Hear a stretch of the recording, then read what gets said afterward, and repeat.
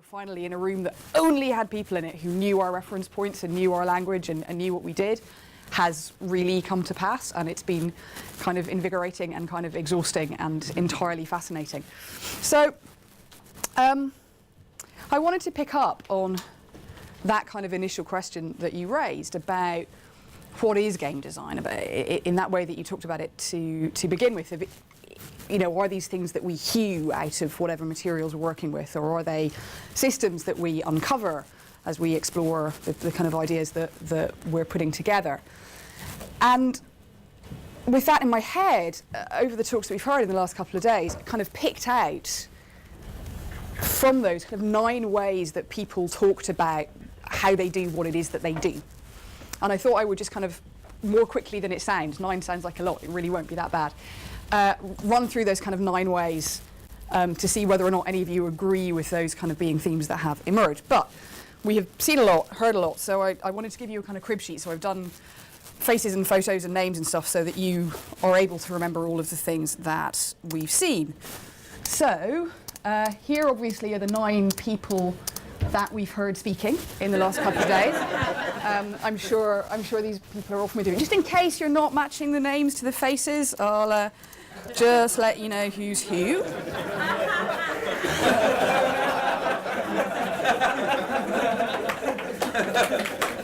I promise there is some method behind this. So I'm going to try and do this slightly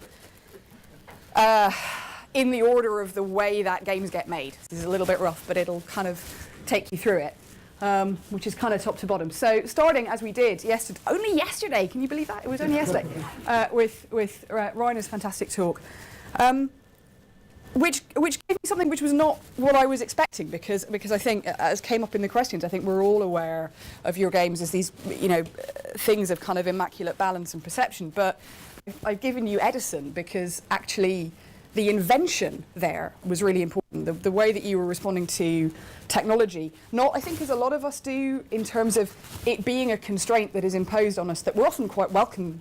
That we often welcome, they're often quite glad to have, but in kind of going back and changing it and going, no, I want this to be different. I want mechanisms that do this. I want to power that process as well as then defining and refining the system that sits within it. And I think that's interesting. I think it struck me that it's a word we hardly ever use, is invention and inventor, but there is an argument that's exactly what we're doing. That doesn't seem, I'm just technologically doomed. This is not good. Trade microphones. Yeah, this isn't going to make a noise. I just have to speak into it for posterity. Is that right? Okay. Would you rather have that on a stand under a table? Let's do that. Sure. Do I really need to give you this back? Does it matter? Well, I mean, you can wear it if you want for I think it's quite fashionable person. Gives me. Fine. I'll freestyle. This will be fine. So yes, game designers' invention is interesting. That's and game designers as inventors, very different from kind of both that process of uncovering existing systems or process of kind of sanding them out of the material that we have. I have to say though, although that seems like a very laudable thing to aspire to, Scott's talk, wherever Scott is, I can't see everybody. The next, hello. I've given you Robin Hood. I thought about this quite hard. I gave you the Errol Flynn Robin Hood. I felt that was something you'd appreciate, because game designer is thief, kind of well-intentioned thief for the good of the community thief. But that kind of patchwork approach that I know I have, and I know other designers who feel the same way, have, that we're magpies, that we're constantly filching little bits of design from here and little bits of design from there and stitching them together into new things and kind of gradually iterating. And I think we are at a place now where we mostly all feel pretty good about that. I think there are clearly situations where that can get taken too far, but I think one of the things that I love about this field is that iteration, is that sense of drawing on things that have already gone before and finding kind of recycling and redefining material that you've already had. But whether you're an inventor or a thief or an inventive thief, I was really struck by Steve's question about how invisible we should be, about whether your goal as a designer is to design yourself out of existence, that whoever is then playing your game should not be able to detect your presence that's probably overstating it wherever Steve is, but just that caught my attention as kind of being a really interesting scale that we don't necessarily talk about very much in terms of that sort of authorial presence of how important it is or how desirable it is to be there and create not just these authored experiences, but these overtly authored experiences, or whether there is always kind of more humility in trying to erase the evidence of your presence in what you put out in front of players. But that then made Chris's talk very interesting in terms of the tension between that kind of authorial control and the stretch that you need, and how you find ways to make games that are perhaps less linear and less predetermined. And so that whole question of drawing on the other kind of systemic tools that we have available to us, so in this case algorithms, I gave you Euclid, I can't see you either, but I'm sure you're here, is a really interesting thing. So the game designer as mathematician, the game designer as someone who at a very, very basic level is thinking in numbers, is making the world comprehensible through that, and that's come through again and again and again, and in a lot of the conversations that we've been having today, that question kind of seemed really key, and obviously seemed key to the session this morning. I was really trying to find a picture of one of the ladies at Bletchley whose job title was a computer, kind of go back to that when computers were people thing, but Google failed me, so we've got Hal wherever Chris is. But I think this is also a kind of really interesting question that,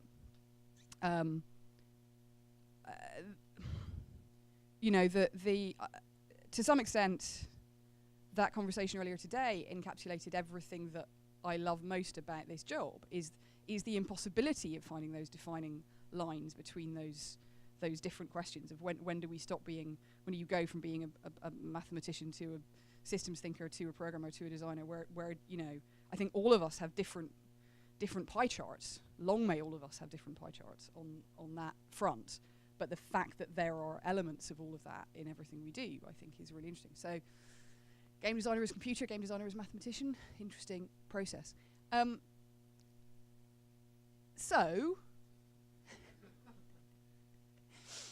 I promise this is just a photo that you find of Gordon Ramsay. Gordon Ramsay is a thing over here, right? I'm not making that up. You guys know who Gordon Ramsay is? Okay, phew.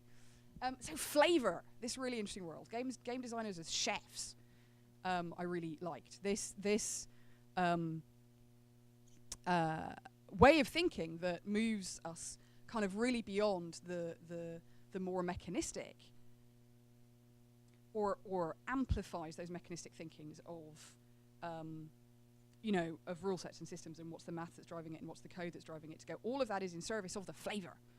If we're not making it have that texture and feel and response that you're looking for, then all of that stuff has kind of been for naught. So chef is interesting. Chef, very technical job, a very skilled job, a whole bunch of stuff that you need to know and understand, but there's something a little bit magical about it. There's something a little bit alchemic about what you get out. And I think that's a nice thought that you don't have. Oh, I'm sorry about the 3. I never know why that happens. Game designer and chef.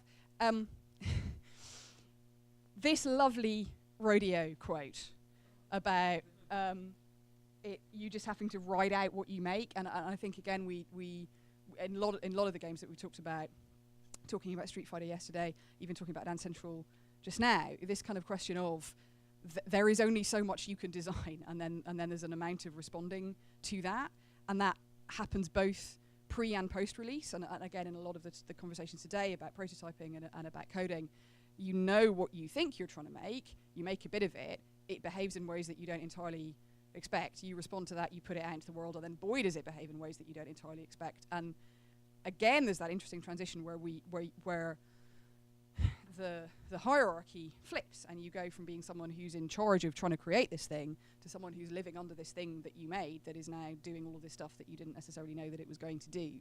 And that's another kind of really interesting transition. And of course, one of the things that happens when you put it out there in the world is it becomes theatre, is all of a sudden you're Rodgers and Hammerstein. So crazily, how did we end up in a place where the two talks that most closely correlated were the one about Street Fighter and the one about college football, but we kind of did that question of game design as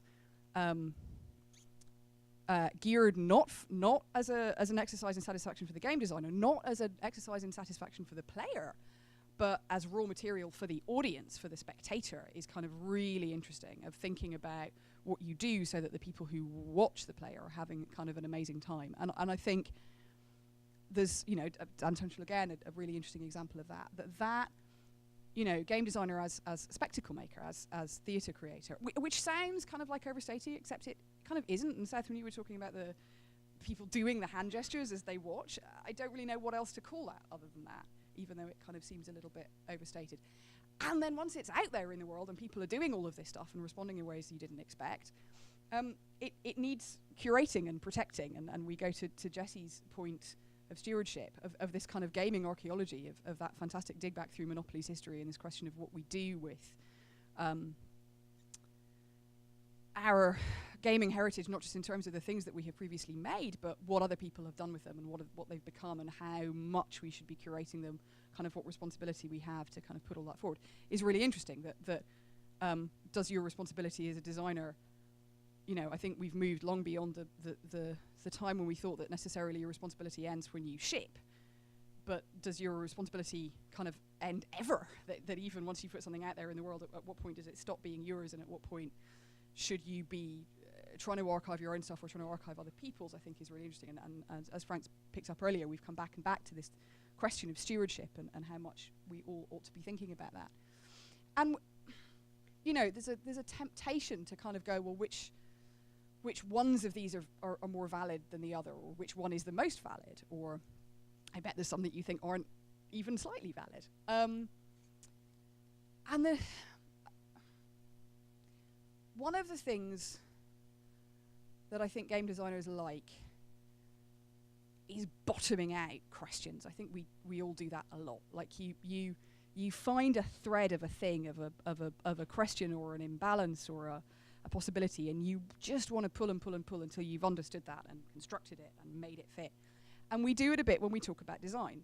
There is a great temptation to chase the one right answer question, the one right answer approach. We I guess saw that a little bit in the should you be able to code question earlier. Because of course there isn't an answer to that question.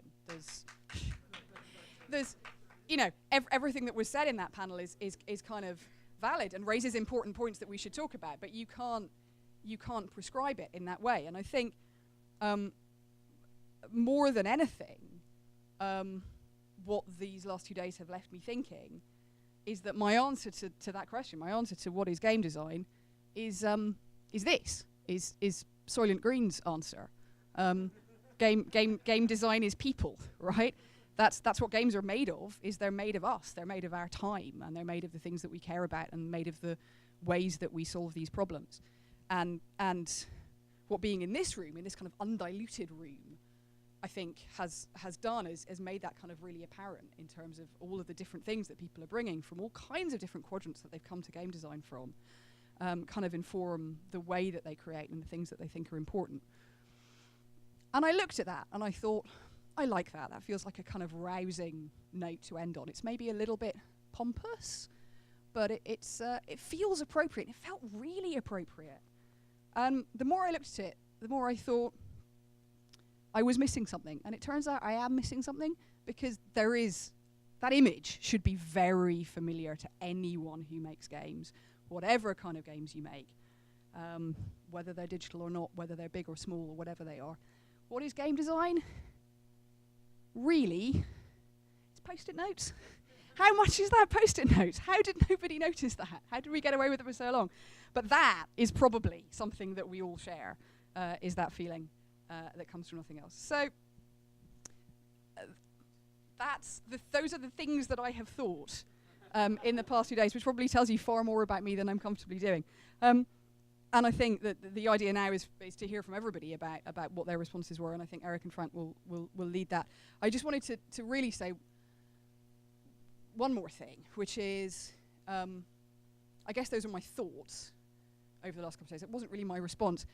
My response can really only be summed up in one image, which is still my favourite image from the whole conference, which is this. I've basically felt like this for 2 days.